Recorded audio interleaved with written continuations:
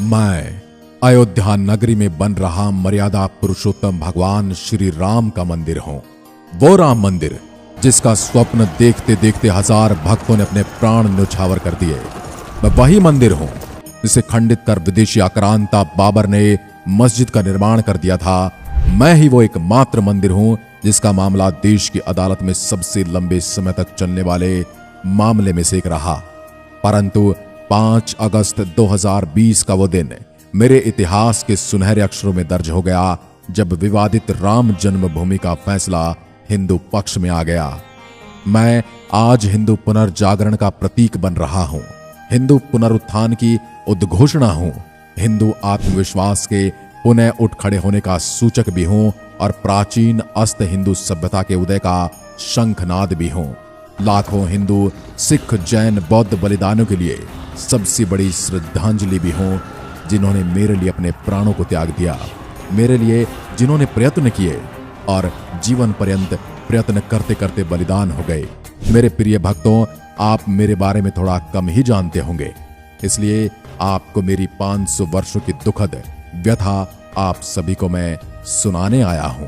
मैं वही मंदिर हूं अस्मिता का जिसे सैकड़ों वर्षों से रोंदा जा रहा है, हिंदू आत्मसम्मान का जिसे लगातार ठेस पहुंचाई जा रही थी, उदार हिंदुओं की गरिमा और गौरव का जिसे आतताइयों ने बेरहमी से कुचल दिया था। अपने आत्मसम्मान और राष्ट्रीय अस्मिता के लिए इतना लंबा संघर्ष विश्व के इतिहास में आपको बेजोड़ दिखेगा।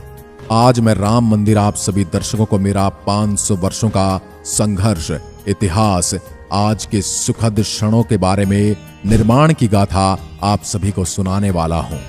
इसके लिए आप वीडियो को अंत तक अवश्य देखें। सबसे पहले बात करूं मेरे प्राचीन नगरी अयोध्या की, तो वर्तमान में अवध नगरी अयोध्या भारत के उत्तर प्रदेश राज्य में स्थित अति प्राचीन नगर है। यह पवित्र सरयू नदी के तट पर स्थित इसे प्राचीन काल में कौशल देश के नाम से भी जाना जाता है। पौराणिक कथाओं के अनुसार अवध में सूर्यवंशी, रघुवंशी राजाओं का राज हुआ करता था, जिसमें आगे चलकर भगवान विष्णु ने राम के रूप में अवतार लिया था, जिनकी प्राण प्रतिष्ठा की प्रतीक्षा आप और मैं बेसब्री से कर रहे हैं। यदि बात मेरे निर्माण की करूं तो 500 वर्षों से जिस स्वरूप में मंदिर निर्माण का इंतजार करोड़ों राम भक्त कर रहे थे वह अब समाप्त होने जा रहा है। राम मंदिर ट्रस्ट की माने तो मेरी बनावट दुनिया में सबसे अनोखी होगी, जिसमें 1 या 2 नहीं बल्कि हजारों विशेषताएं होंगी जो दुनिया भर के मंदिरों से अलग होंगी, बेहतर होंगी। राम मंदिर के लिए मूल डिजाइन 1988 में अहमदाबाद के सोमपुरा परिवार द्वारा तैयार किया गया था। आपको बता दूं, सोमपुरा का परिवार कम से कम 15 पीढ़ियों से दुनिया भर के 100 से अधिक मंदिरों के डिजाइन का हिस्सा रहे हैं। मेरे देवालय के लिए एक नया डिजाइन मूल डिजाइन से कुछ बदलावों के साथ 2020 में सोमपुर वासियों द्वारा तैयार किया गया था। मेरा परिसर 235 फीट चौड़ा, 360 फीट लंबा और 161 फीट ऊंचा होगा। मंदिर के मुख्य वास्तुकार चंद्रकांत सोमपुरा के साथ उनके 2 बेटे निखिल सोमपुरा और आशीष सोमपुरा भी हैं, जिन्होंने मुझे संरचनात्मक रूप देने में अपना अहम योगदान दिया है। सोमपुरा परिवार ने मुझे नागर शैली की वास्तुकला में बनाया है, जो भारतीय मंदिर वास्तुकला के एक प्रकारों में से है। परिसर का डिजाइन मुख्य वास्तुकार चंद्रकांत भाई सोमपुरा के अनुसार पूर्व की ओर एक प्रवेश द्वार गोपुरम शैली में बनाया जाएगा, जो दक्षिण के मंदिरों का प्रतिनिधित्व करता है। मंदिर की दीवारों पर भगवान राम की जीवन को दर्शाने वाली कलाकृतियां प्रदर्शित की जाएंगी, जो कि आकर्षण का केंद्र बनेंगी। मंदिर परिसर में एक प्रार्थना कक्ष होगा, एक राम कथा कुंज, एक वैदिक पाठशाला, एक संत निवास और एक आगंतुकों के लिए छात्रावास तथा संग्रहालय और अन्य सुविधाओं का भी पूरा ख्याल रखा गया है। एक बार पूरा होने के बाद मैं दुनिया का 3रा सबसे बड़ा हिंदू मंदिर की श्रेणी में गिना जाऊंगा। पूरा राम मंदिर परिसर लगभग 70 एकड़ में फैला होगा। किसी भी समय लगभग 10 लाख भक्तों की मेजबानी के लिए मैं हमेशा तैयार रहूंगा, जिसकी प्रतीक्षा मैंने कई शताब्दियों से की है। आपको बता दूं, मेरा परिसर 5 गुंबद वाला दुनिया में अकेला राम मंदिर होगा, जिसके निर्माण के लिए गर्भगृह, रंग मंडप, नृत्य मंडप के साथ 2 और मंडप बनाए गए हैं। साथ ही मंदिर में आधुनिक व्यवस्थाएं होंगी, जिसके तहत मंदिर में ऑटोमेटिक साउंड व लाइटिंग होगी। इसके साथ ही मेरे परिसर की सुरक्षा के लिए आधुनिक यंत्रों का प्रयोग किया गया है तथा यहां आने वाले श्रद्धालुओं के सामानों को रखने के लिए बनाने वाली यात्री सुविधा केंद्र में पासवर्ड से चलने वाले लॉकर भी लगाए जाएंगे। सभी मंदिर करीब करीब चौकोर होते हैं, लेकिन मेरा गर्भगृह अष्टकोण होगा। इसकी परिक्रमा भी गोलाई में होगी, जबकि बाकी मंदिरों में चौकोर होती है। साथ ही शिखर भी अष्टकोण होगा। यह मंदिर 2 मंजिला होगा, जिसमें भूतल पर रामलला की मूर्ति होगी और ऊपर के तल पर राम दरबार होगा। खंभों की नक्काशी पर विशेष ध्यान दिया गया है। हर खंभे पर 12 मूर्तियां उकेरी गई हैं। यह हिंदू देवी देवताओं की मूर्तियां, फूल पत्तियों का भी डिजाइन होगा। मेरे निर्माण में काम आने वाले पत्थर राजस्थान राज्य के भरतपुर जिले से मंगवाए गए सैंडस्टोन यानी कि बलुआ पत्थरों का इस्तेमाल हुआ है। राम जन्मभूमि तीर्थ क्षेत्र ट्रस्ट ने जब मार्च 2020 में राम मंदिर के निर्माण का पहला चरण शुरू किया था, तब मेरे निर्माण स्थल के समतल और खुदाई के दौरान एक शिवलिंग, खंबे और टूटी हुई मूर्तियां मिली, जिन्हें उत्तर प्रदेश के मुख्यमंत्री योगी आदित्यनाथ की उपस्थिति में एक अस्थायी स्थान पर ले जाया गया। मेरे निर्माण की तैयारी में विश्व हिंदू परिषद ने एक विजय महामंत्र जाप अनुष्ठान का आयोजन किया। इसमें 6 अप्रैल 2020 को विजय महामंत्र श्री राम जय राम का जाप करने के लिए अलग अलग स्थानों पर लोग एकत्रित हुए। ये मंदिर के निर्माण में बाधाओं पर विजय सुनिश्चित करने के लिए किया गया था। आपको बता दूं, लार्सन एंड टुब्रो संस्थान ने मंदिरों के डिजाइन के निर्माण की निःशुल्क देखरेख करने की पेशकश की और वह इस परियोजना के ठेकेदार हैं। उनके अनुसार 70,000 से अधिक आगंतुकों को समग्र अनुभव प्रदान करता है। संक्षेप में, राम मंदिर एक सांस्कृतिक और आध्यात्मिक चमत्कार है जो भारत की समृद्ध विरासत का प्रतीक है। आजादी के बाद भारत में बनने वाले सबसे बड़े मंदिरों में से एक अयोध्या राम मंदिर को नए युग की तकनीकी सुविधाओं और सदियों पुरानी भारतीय परंपराओं का संयोजन माना जा रहा है।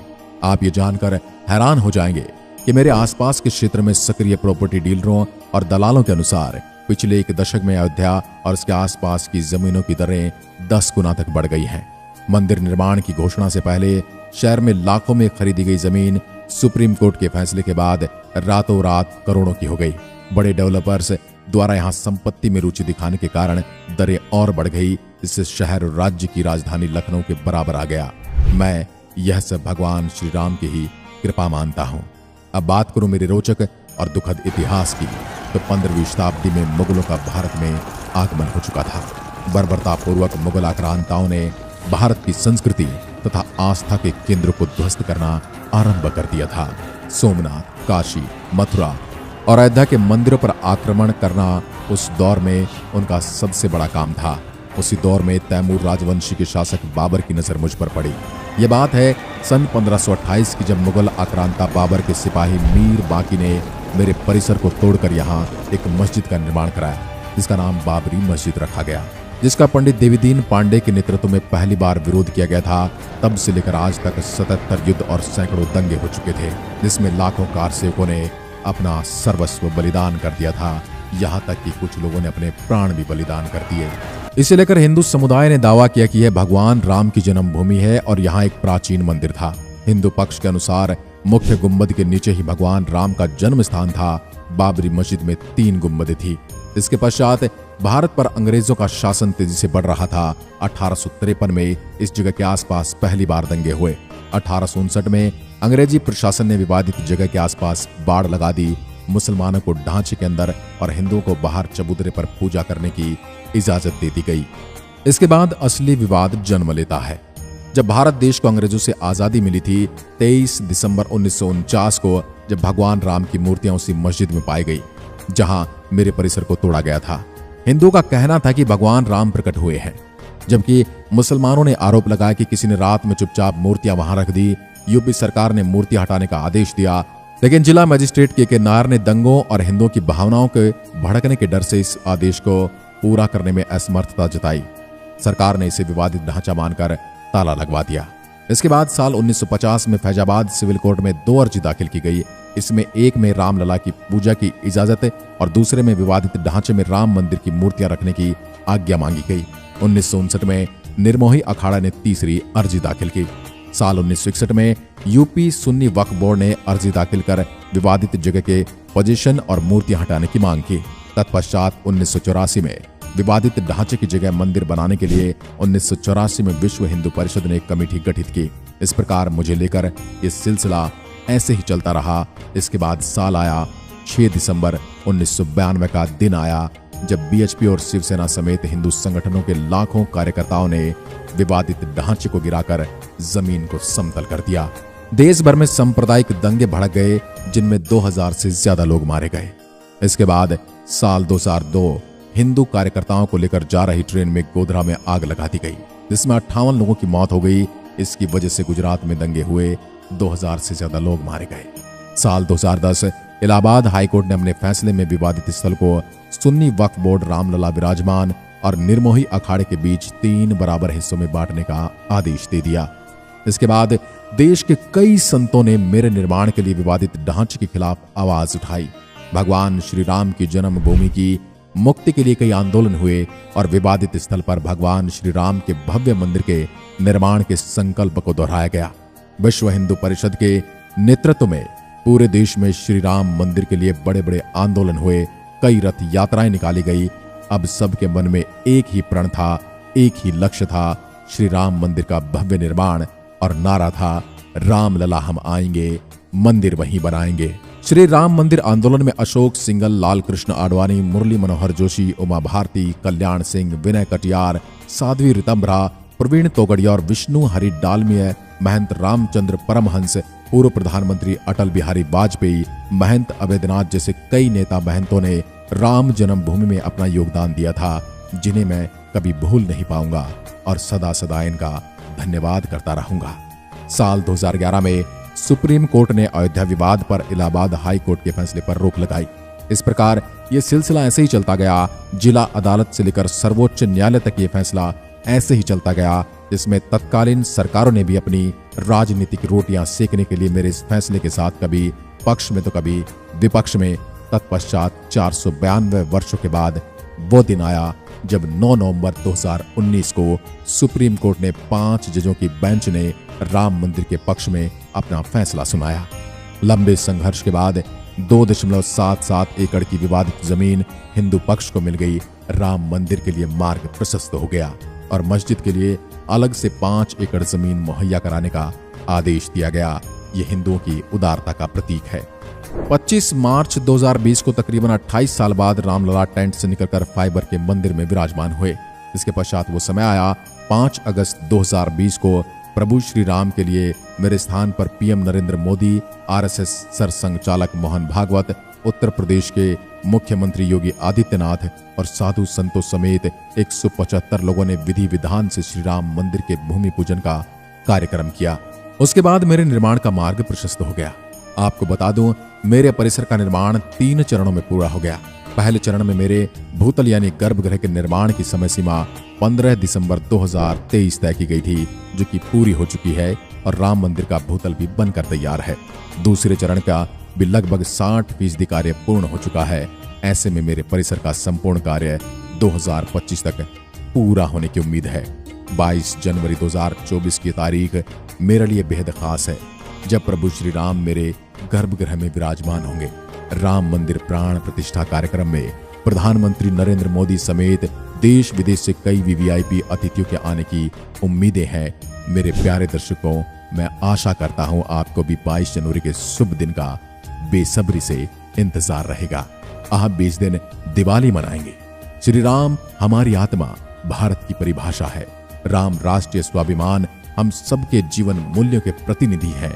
मेरी इस पावन नगरी अयोध्या में ही नहीं बल्कि पूरे विश्व के कण कण में राम बसते हैं। मेरे प्यारे दर्शकों, मैं भगवान श्री राम से आप सभी भक्तों के लिए कल्याण की कामना करता हूं। मैं भगवान श्री राम मंदिर अंत में आप सभी राम भक्तों से निवेदन करता हूं, कमेंट बॉक्स में जय श्री राम का जय घोष अवश्य लिखें और आने वाली 22 तारीख को एक बार फिर से प्रभु श्री राम के घर आगमन पर दिवाली अवश्य मनाएं। धन्यवाद। जय हिंद, जय भारत, जय श्री राम।